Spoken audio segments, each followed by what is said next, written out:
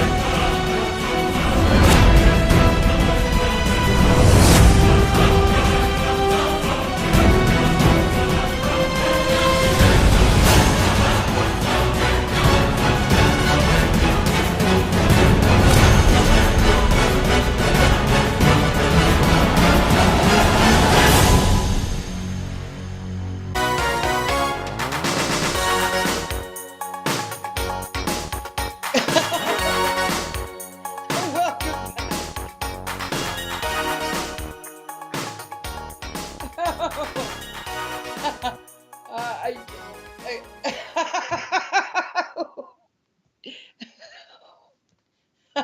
Sorry. Okay. My friend said something so hilarious. I still can hardly think. I'm laughing so hard. Okay. I'll tell you. She said, she said maybe Joseph identified himself to his brothers by showing that he was circumcised. And I said, I doubt that very seriously. I don't think he, whipped his thing out to prove his identity. I think that he knew their names, their birth order, you know. Oh, I just totally was not ready for that. So anyway, that was hilarious. Okay. I think he can probably identify himself without going that far. Okay, we are in Genesis chapter 46 and verse 1. Okay, in verse 1. And Israel took his journey, that's Jacob, with all that he had, and came to Beersheba, and offered sacrifices unto the God of his father Isaac. That's the God of Abraham. In verse 2, and God spake unto Israel in the visions of the night, and said, Jacob, Jacob. And he said, Here am I. And he said, I am God, the God of thy father. Fear not to go down into Egypt. Don't be afraid to go to Egypt, for I will there make of thee a great nation. In verse 4, I will go down with thee into Egypt, and I will also surely bring thee up again. And Joseph shall put his hand upon thine eyes. And Jacob rose up from Beersheba, and the sons of Israel carried Jacob their father, and their little ones, and their wives, in the wagons which Pharaoh had sent to carry him. And they took their cattle and their goods, which they had gotten in the land of Canaan, and came into Egypt, Jacob and all his seed with him, his sons and his sons' sons with him, his daughters and his sons' daughters, and all his seed brought he with him into Egypt. So he brought the whole nine. He brought everybody and everything. In verse 8, and these are the names of the children of Israel, which came into Egypt. Jacob and his sons, Reuben, Jacob's firstborn, and the sons of Reuben, Hanok and Phalu and Hezron and Carmi. In verse 10, and the sons of Simeon, Jemuel and Jamin and Ohad and Jachin and Zohar and Shaul, the son of a Canaanitish woman. In verse 11, and the sons of Levi, Gershon, Kohath, and Merari. In verse 12, and the sons of Judah, and Onan, and Shelah, and Pharez, and Zerah. But and Onan died in the land of Canaan. And the sons of Pharez were Hezron and Hamul. And the sons of Issachar, Tola, and Phuvah, and Job, and Shimron. And the sons of Zebulun, Sered, and Elon, and Jalil. These be the sons of Leah, which she bare unto Jacob in Padan Aram, with his daughter Dinah. All the souls of his sons and his daughters were 33. And the sons of Gad, Ziphion, and Haggai, Shuni, and Esbon, Eri, and Aradi, and Arali. And the sons of Asher, Jimnah, and Ishua, and Ishui, and Beriah, and Sarah, their sister. And the sons of Beriah, Heber, and Malchiel. These are the sons of Zilpah, whom Laban gave to Leah his daughter, and these she bare unto Jacob, even 16 souls. The sons of Rachel, Jacob's wife, Joseph and Benjamin. And unto Joseph in the land of Egypt were born Manasseh and Ephraim, which Asenath, the daughter of Potiphera, priest of On, bare unto him.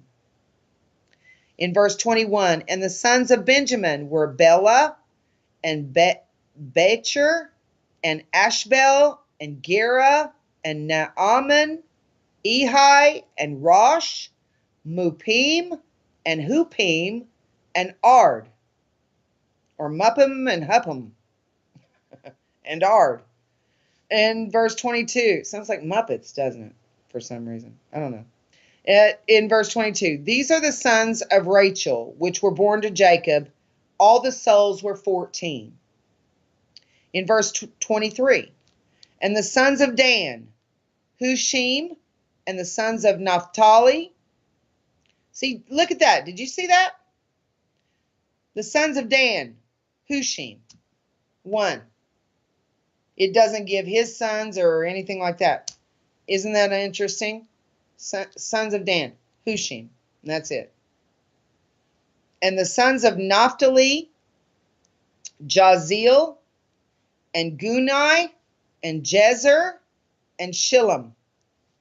In verse 25, these are the sons of Bela, which Laban gave unto Rachel his daughter, and she bare these unto Jacob. All the souls were 7. 7 souls.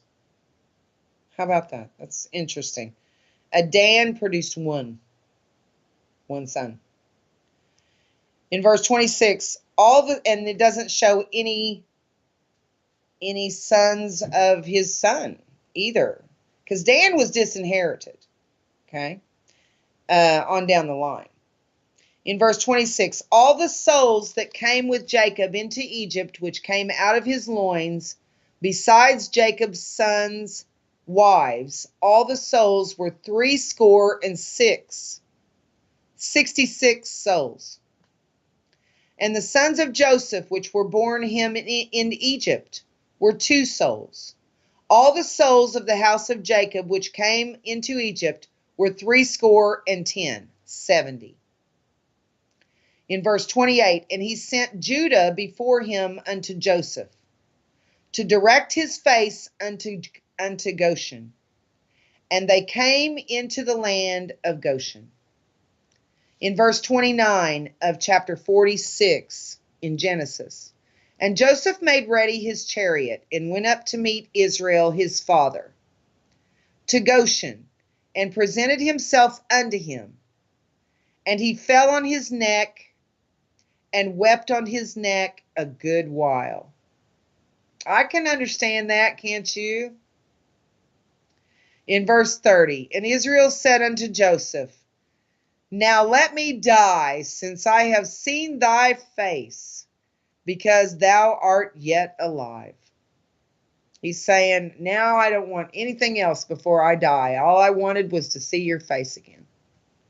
In verse 31, and Joseph said unto his brethren and unto his father's house, I will go up and show Pharaoh, and say unto him, My brethren and my father's house, which were in the land of Canaan, are come unto me. In verse 32, and the men are shepherds, for their trade hath been to feed cattle, and they have brought their flocks and their herds and all that they have. In verse 33, and it shall come to pass when Pharaoh shall call you and shall say, What is your occupation? That ye shall say, Thy servant's trade hath been about cattle from our youth even until now, both we and also our fathers, that ye may dwell in the land of Goshen. For every shepherd is an abomination unto the Egyptians. So Joseph is saying, tell them you are, that thy servant's trade hath been about cattle from our youth, even unto now. And it says, for every shepherd is an abomination unto the Egyptians. Joseph doesn't want the Egyptians to fear them. He wants them to stay away from them.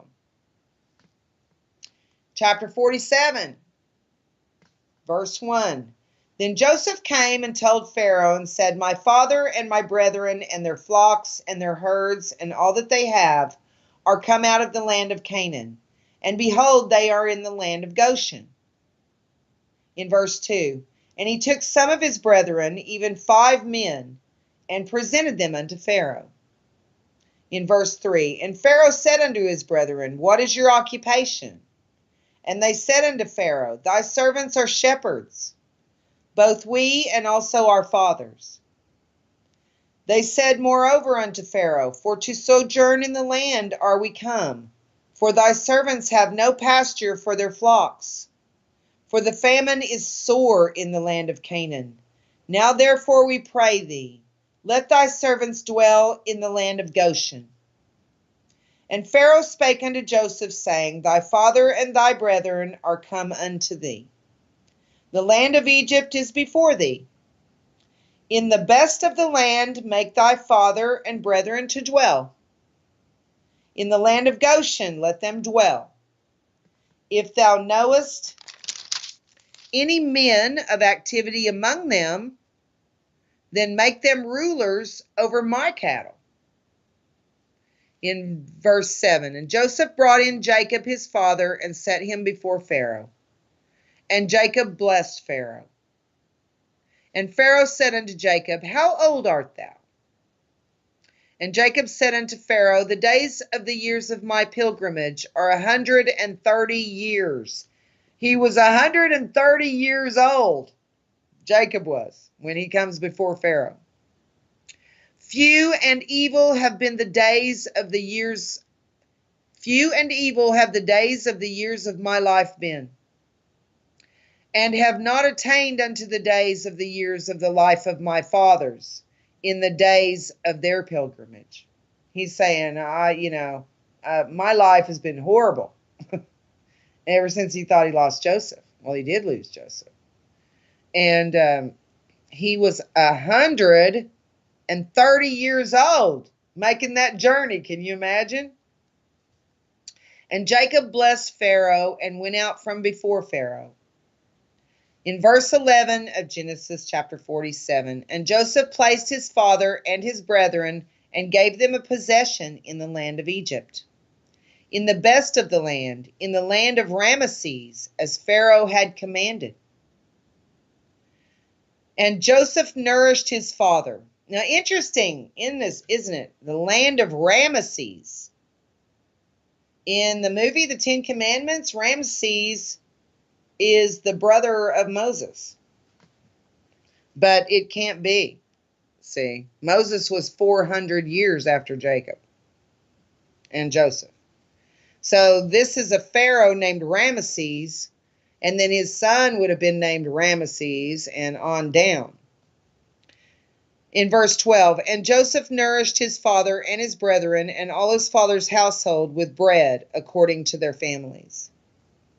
In verse 13, and there was no bread in all the land, for the famine was very sore, so that the land of Egypt and all the land of Canaan fainted by reason of the famine. I mean, it was so bad that anybody who didn't come to Egypt died. And verse 14, and Joseph gathered up all the money that was found in the land of Egypt and in the land of Canaan for the corn which they bought. And Joseph brought the money unto Pharaoh's house. And when money failed in the land of Egypt, that means that nobody had any money anymore.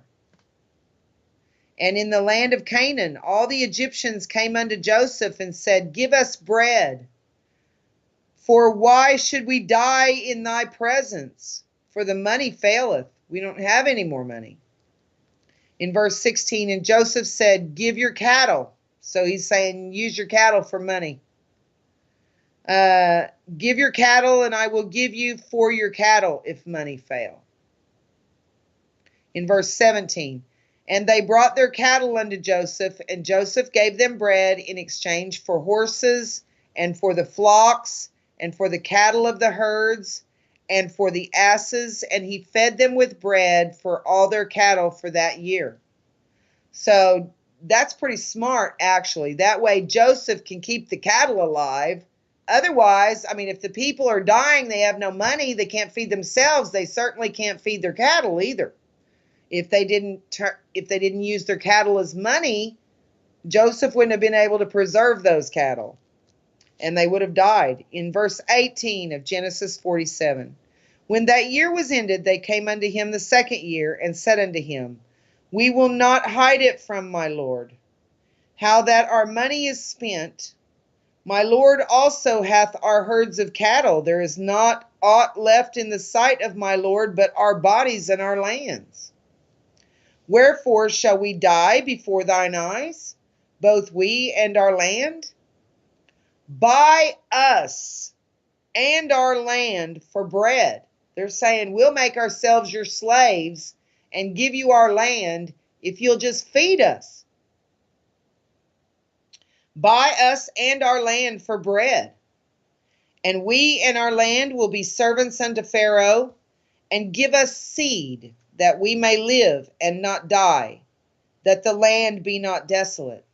So they're saying, we'll plant seed. Just give us some seed and we'll plant it. In verse 20, and Joseph bought all the land of Egypt for Pharaoh. He traded it for food. For the Egyptians sold every man his field, because the famine prevailed over them. So the land became Pharaoh's.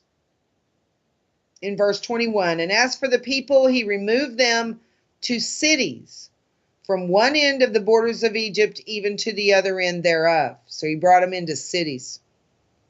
In verse 22, only the land of the priests bought he not, for the priests had a portion assigned them of Pharaoh, and did eat their portion which Pharaoh gave them.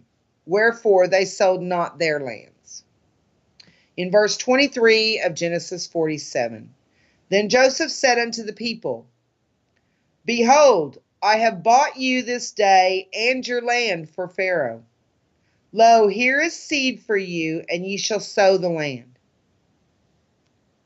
And it shall come to pass in the increase that ye shall give the fifth part unto Pharaoh, and 4 parts shall be your own, for the seed of the field, and for your food, and for them of your households, and for food for your little ones. In verse 25, and they said, thou hast saved our lives. Let us find grace in the sight of my Lord, and we will be Pharaoh's servants. In verse 26, and Joseph made it a law over the land of Egypt unto this day, that Pharaoh should have the 5th part, except the land of the priests only, which became not Pharaoh's. In verse 27, and Israel, that's Jacob, dwelt in the land of Egypt. in the country of Goshen. And they had possessions therein, and grew and multiplied exceedingly. In verse 28, and Jacob lived in the land of Egypt 17 years. So the whole age of Jacob was 147 years. Isn't that amazing? In verse 29, and the time drew nigh that Israel must die. And he called his son Joseph and said unto him, if now I have found grace in thy sight, put, I pray thee, thy hand under my thigh, and deal kindly and truly with me. Bury me not, I pray thee, in Egypt.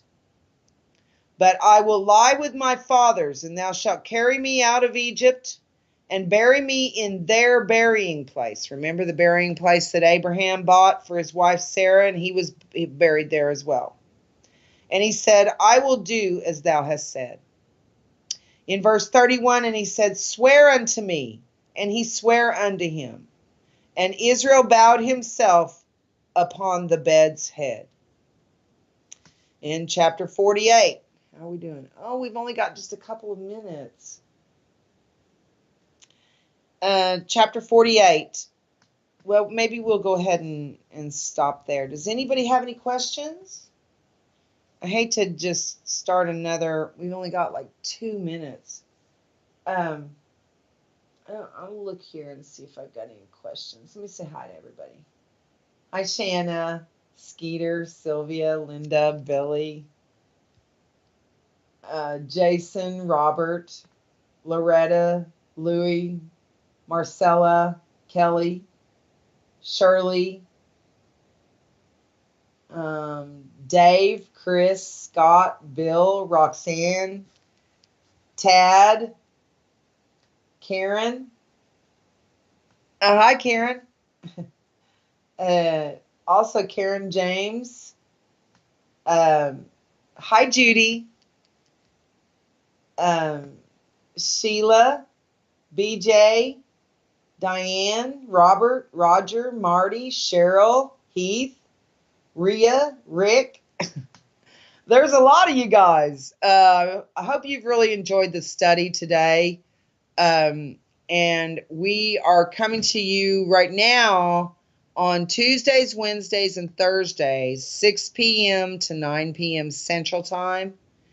And we're going to study and learn the Word of God until He comes. And I hope you'll be able to join us on Tuesdays, Wednesdays, and Thursdays. Those are the days we're currently doing the show. I love you guys. God bless you. Thanks for coming tonight, and I hope to see you on Tuesday. Have a wonderful weekend, and should the Lord tarry, we'll see